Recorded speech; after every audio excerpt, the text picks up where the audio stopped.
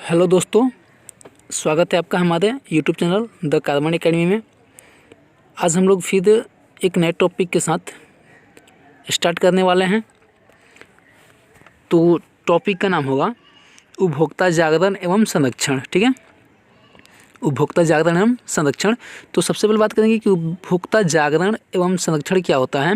ठीक है, और फिर उसके जो टोटल ऑब्जेक्टिव क्वेश्चंस हैं उसको डिस्कशन के साथ हम क्लियर करेंगे। ठीक है, तो सबसे पहले तो आप अगर हमारे यूट्यूब चैनल पर नए हैं तो चैनल को सब्सक्राइब कर लीजिए और बेल आइकन को दबा लीजिए। ठीक है, ताकि जो भी अपडेट हम करेंगे आपको उपलब्ध होता रहेगा। तो चलिए देखते हैं इसमें क्वेश्चन क्या है। क्वेश्चन सबसे पहला क्वेश्चन है कि भारत में उपभोक्ता संरक्षण अधिनियम की घोषणा कब हुई। ठीक है, भारत में उपभोक्ता संरक्षण अधिनियम की घोषणा कब हुई थी। तो याद रखिएगा कि भारत में ऑप्शन दिया हुआ है कि 1986, 1980, 1987 और 1988। तो भारत में जो उपभोक्ता संरक्षण अधिनियम है उसकी घोषणा 1986 ईस्वी में की गई थी। ठीक है, कब? 1986 ईस्वी में की गई थी। अगला क्वेश्चन है कि उपभोक्ता अधिकार दिवस कब मनाया जाता है। ठीक है, अब आपके पास ऑप्शन क्या है? 17 मार्च, 15 मार्च, 19 अप्रैल और 22 अप्रैल। तो उपभोक्ता अधिकार दिवस कब मनाया जाता है? तो 15 मार्च को मनाया जाता है। ठीक है, उपभोक्ता अधिकार दिवस कब मनाया जाता है? तो 15 मार्च को मनाया जाता है। अगला क्वेश्चन क्या है? अगला क्वेश्चन है कि राष्ट्रीय उपभोक्ता हेल्पलाइन नंबर क्या है। ठीक है, राष्ट्रीय उपभोक्ता हेल्पलाइन नंबर क्या है? अब ऑप्शन में है 100 या 1000 से 100 या 18-11 और 4000 या फिर 2000-11 या फिर 4000। ठीक है, तो याद रखिएगा कि जो उपभोक्ता हेल्पलाइन नंबर है, ठीक है, राष्ट्रीय उपभोक्ता हेल्पलाइन नंबर वो होता है 18, 11 और 4000। ठीक है, इसको याद रखिएगा, ये हर बार क्वेश्चंस पूछता है एग्ज़ाम में, तो इसको आप लोग याद रखिएगा कि राष्ट्रीय उपभोक्ता हेल्पलाइन नंबर क्या है। तो 18, 11 और 4000। ठीक है, अगला क्वेश्चन क्या है? अगला क्वेश्चन है कि स्वर्ण आभूषणों की परिशुद्धता को सुनिश्चित करने के लिए किस मान्यता प्राप्त चिन्ह का होना आवश्यक है। ठीक है, यानी कि जो हम सोने की खरीदारी करते हैं, सोने के जो आभूषण खरीदते हैं, जो भी हम खरीदते हैं, तो उसमें कह रहा है कि उसकी मतलब परिशुद्धता को सुनिश्चित करने के लिए किस चिन्ह का होना ज़रूरी होता है। ठीक है, तो ISI मार्क का होना जरूरी है, या हॉल मार्क का होना जरूरी है, या एग मार्क का होना जरूरी है, या फिर इनमें से कोई नहीं। ठीक है, तो याद रखिए कि सोने की आभूषणों की परिशुद्धता को सुनिश्चित करने के लिए हॉल मार्क का होना जरूरी होता है। क्लियर? किसका होना? तो हॉल मार्क का होना जरूरी होगा। किसके लिए? तो सोने के आभूषणों को खरीदारी करते समय आप हॉल मार्क की मतलब उसमें हॉल मार्क देखिएगा। ठीक है, तब उसको खरीदिएगा। ठीक है, चलिए अगला क्वेश्चन क्या है? अगला क्वेश्चन है कि यदि किसी वस्तु या सेवा का मूल्य 20 लाख से अधिक तथा 1 करोड़ से कम है तो उपभोक्ता शिकायत करेगा। ठीक है, उपभोक्ताओं को शिकायत करने के लिए 3 स्तर पे, ठीक है, 3 स्तर पे जो मतलब मंच है, मंच तैयार किए गए हैं। ठीक है, एक जिला मंच, जिला फोरम, राज्य आयोग और एक राष्ट्रीय आयोग। ठीक है, तो कह रहे कि अगर किसी वस्तु का मूल्य 20 लाख से अधिक और 1 करोड़ से कम है तो उपभोक्ता शिकायत कहाँ करेगा। ठीक है, तो ऑप्शन में है जिला फोरम में, या राज्य आयोग, या राष्ट्रीय आयोग, या इनमें से कहीं नहीं। ठीक है, तो अगर किसी वस्तु का मूल्य 20 लाख से अधिक और 1 करोड़ से कम होता है तो उपभोक्ता शिकायत राज्य आयोग में करेगा। क्लियर है? अगर किसी वस्तु का या सेवा का मूल्य 20 लाख से अधिक है और 1 करोड़ से कम है तो उपभोक्ता शिकायत कहाँ करेगा? राज्य आयोग में करेगा। ठीक है, अगला क्वेश्चन क्या है? कह रहा है कि उपभोक्ता द्वारा शिकायत करने के लिए आवेदन शुल्क कितना लगता है। ठीक है, अगर उपभोक्ता कहीं शिकायत करता है, राज्य आयोग में करे या केंद्रीय आयोग में करें, राष्ट्रीय आयोग में करें, या फिर जिला फोरम में करें, तो उसके लिए शुल्क कितना देना पड़ेगा उसको। ठीक है, तो ऑप्शन में है 50 रुपये, 70 रुपये, 10 रुपये, या इनमें से कोई नहीं। ठीक है, तो याद रखिएगा कि अगर शिकायत करना है आपको या किसी उपभोक्ता को, ठीक है, तो शिकायत करने के लिए कोई शुल्क नहीं लगता है। क्लियर? शिकायत करने के लिए कोई शुल्क नहीं लगता है। अगला क्वेश्चन क्या है, उपभोक्ता संरक्षण अधिनियम 1986 को संक्षिप्त रूप में और क्या कहा जाता है। ठीक है, यहाँ आपको भरना है कि क्या कहते हैं, COPRA यानी कोपरा या कोबरा या कूपर या इनमें से कोई नहीं। ठीक है, तो याद रखिएगा कि उपभोक्ता संरक्षण अधिनियम 1986 को संक्षिप्त में हम कोपरा कहते हैं। ठीक है, COPRA, क्लियर। उपभोक्ता संरक्षण अधिनियम 1986 को संक्षिप्त में क्या कहते हैं, तो कोपरा कहते हैं। ठीक है, चलिए अगला क्वेश्चन क्या है। अगला क्वेश्चन है कि भारत में सूचना पाने का अधिकार कानून कब बनाया गया था।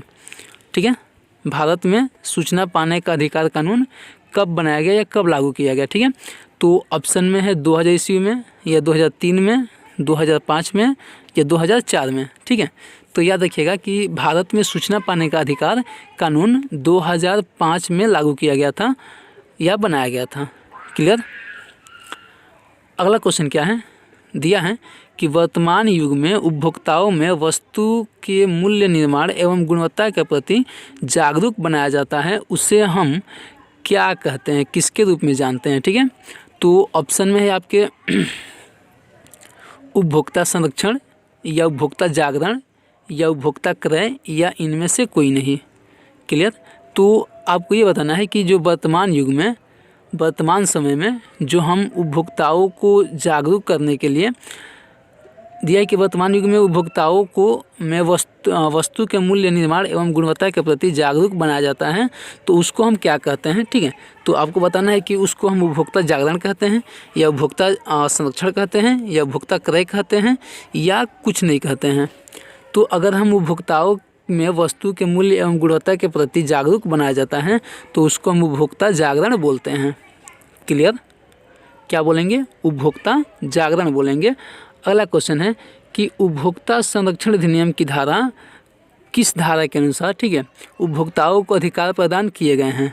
ठीक है, अब आपको धारा बताना है कि उपभोक्ता संरक्षण अधिनियम की धारा, मतलब यहाँ पे धारा भरना है कि किस धारा के अंतर्गत उपभोक्ताओं को अधिकार प्रदान दिए गए हैं, किए गए हैं। ठीक है, तो धारा 4 या धारा 5 या 6 या 7। ठीक है, तो याद रखिएगा कि उपभोक्ता संरक्षण अधिनियम की धारा 6 के अंतर्गत, ठीक है, किस धारा के अंतर्गत, तो धारा 6 के अंतर्गत उपभोक्ताओं को अधिकार प्रदान किए गए हैं। क्लियर। अगला क्वेश्चन क्या है, यदि किसी वस्तु या सेवा का मूल्य 20 लाख से कम हो तो उपभोक्ता शिकायत कहाँ करेगा भाई। ठीक है, तो अभी बताए थे कि अगर मतलब किसी मतलब जो उपभोक्ता की शिकायत के लिए 3 स्टेज बनाए गए हैं। ठीक है, एक जिला फोरम बनाया गया है, एक राज्य आयोग बनाया गया है और एक राष्ट्रीय आयोग बनाया गया है। ठीक है, तो कह रहा है कि अगर किसी वस्तु का मूल्य 20 लाख से कम हो, ठीक है, 20 लाख से कम हो तो जो उपभोक्ता है वो शिकायत कहाँ करेगा। ठीक है, तो यदि किसी वस्तु का मूल्य 20 लाख से कम होता है तो उपभोक्ता शिकायत करेगा जिला फोरम में। ठीक है, अगर 20 लाख से कम होता है तो कहाँ करेगा, जिला फोरम में करेगा। अब 20 लाख से अधिक और 1 करोड़ से कम होगा तो राज्य आयोग में किया था, अभी आपको बताए थे। अगला क्वेश्चन क्या कर रहा है, कह रहा है कि यदि किसी वस्तु या सेवा का मूल्य 1 करोड़ से अधिक हो तो उपभोक्ता शिकायत कहाँ करेगा। ठीक है, तो 3 स्तर में, ठीक है, जिला फोरम हो गया और राज्य आयोग भी हो गया। तो जिला फोरम में 20 लाख से अगर किसी वस्तु का या सेवा का मूल्य कम रहता है तो वो जिला फोरम में करेगा, और 20 लाख से अधिक और 1 करोड़ से कम रहेगा तो कहाँ करेगा, राज्य आयोग में करेगा। ठीक है, लेकिन यहाँ क्या पूछा है कि अगर 1 करोड़ से अधिक हो तो कहाँ करेगा। ठीक है, उपभोक्ता शिकायत कहाँ करेगा, तो उपभोक्ता शिकायत कहाँ करेगा, अब राष्ट्रीय आयोग में। अगर किसी वस्तु या सेवा का मूल्य 1 करोड़ से 1 करोड़ रुपए से अधिक हो तो वो शिकायत कहाँ करेगा, राष्ट्रीय आयोग में। क्लियर। अगला क्वेश्चन है कि हमारे देश में राष्ट्रीय स्तर पर एक उच्चतम संस्था है जो मानवीय अधिकारों की रक्षा और उनके अधिकार से संबंधित हितों के लिए सुरक्षा प्रदान करती है, यह संस्था क्या है, मतलब संस्था का नाम क्या है। ठीक है, तो ऑप्शन में है आपके पास सूचना आयोग, मानवाधिकार आयोग, राष्ट्रीय आयोग या इनमें से कोई नहीं। ठीक है, तो याद रखिएगा कि हमारे भारत देश में जो एक उच्चतम स्तर पे एक संस्था है जो मानव के अधिकारों की रक्षा और उनके अधिकार से संबंधित हितों की सुरक्षा प्रदान करती है, तो इस संस्था का नाम मानवाधिकार आयोग है। क्लियर। क्या है? मानवाधिकार आयोग, जो हमारे देश में सबसे उच्चतम मतलब स्तर पे एक संस्था है जो मानवीय अधिकारों की रक्षा और उनके अधिकार से संबंधित हितों के लिए सुरक्षा प्रदान करती है। उस संस्था का नाम क्या है? मानवाधिकार आयोग है। क्लियर। चलिए अगला क्वेश्चन क्या है? अगला क्वेश्चन है कि उपभोक्ता संगठन की वेबसाइट है। ठीक है, तो उपभोक्ता संगठन की वेबसाइट क्या है? तो ऑप्शन में है www.courtsinternational.org या फिर www.fssc.in या फिर www.nic.in या इनमें से कोई नहीं। ठीक है, तो देखिए उपभोक्ता संगठन की वेबसाइट जो है वो है www.courts.international.org। ठीक है, ORG, ये उपभोक्ता संगठन की वेबसाइट है। क्लियर। अगला क्वेश्चन क्या है? जब व्यक्ति जब वस्तु एवं सेवाएं अपने प्रयोग के लिए खरीदने लगता है तो वह क्या कहलाता है? ठीक है, तो ऑप्शन में है आपके पास वो व्यापारी कहलाता है या उपभोक्ता कहलाता है या किसान कहलाता है या इनमें से कोई नहीं। ठीक है, तो याद रखिएगा कि जब कोई व्यक्ति अपने उपयोग के लिए वस्तु और सेवाओं का क्रय करेगा तो वो उपभोक्ता कहलाएगा। क्लियर। जब भी कोई व्यक्ति अपने मतलब यूज के लिए वस्तुओं और सेवाओं का क्रय करेगा तो उसको हम उपभोक्ता बोलेंगे। क्लियर है। चलिए आज का जो टोटल क्वेश्चंस हैं, टोटल क्वेश्चन कंप्लीट हो चुके हैं। ठीक है, आशा करता हूँ कि वीडियो आप लोग को अच्छा लगा होगा। अगर वीडियो अच्छा लगा हो तो लाइक शेयर कमेंट जरूर करिएगा और साथ ही साथ अगर आप हमारे यूट्यूब चैनल पर नए हैं तो चैनल को सब्सक्राइब करना ना भूलें। फिर मिलते हैं अगले वीडियो में एक नए टॉपिक के साथ।